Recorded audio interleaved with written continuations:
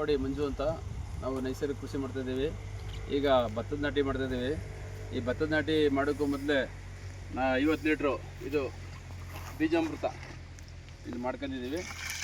ಈ ಬಾಕ್ಸ್ಗೆ ಹಾಕತ್ತೀವಿ ಬೀಜಾಮೃತನ ಹಾಕೊಂಡು ಇಲ್ಲಿ ಪೈರುಗಳಿವೆ ನೋಡಿ, ಪೈರುಗಳ ತಗೊಂಡು ಒಂದು ಸಾರಿ ಬೀಜಾಮೃತಕ್ಕೆ ಅಜ್ಜಿ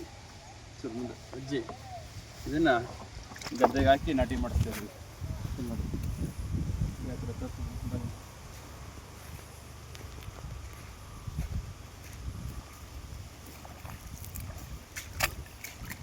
ಈ ರೀತಿ ನಾಟಿ ಮಾಡಿಸೋದ್ರಿಂದ ಯಾವುದೇ ಬೆಳೆಗೆ ರೋಗ ರುಜಿನ ಇಲ್ಲದೆ ಇರುವಂಥದ್ದು ಬರೋದು ಕಂಟ್ರೋಲ್ ಆಗುತ್ತೆ. ಬೀಜಾಮೃತ ಅಂದರೆ ನಿಮ್ಗೆ ಗೊತ್ತಿರ್ಬೋದಲ್ಲ.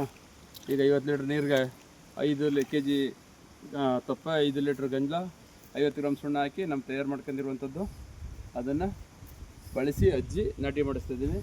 ಈ ಭತ್ತದ ನಾಟಿ ಪೈರು ಕೆಂಪು ಸಣ್ಣ ಅಂತ ನಾಟಿ ಮಾಡಿಸ್ತಾಯಿದ್ದೀವಿ.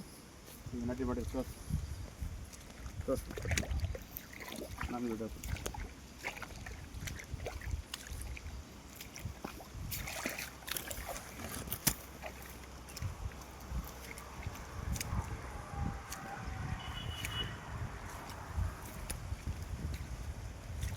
ಇಟ್ಕೋಬೇಕಾಯ್ತು.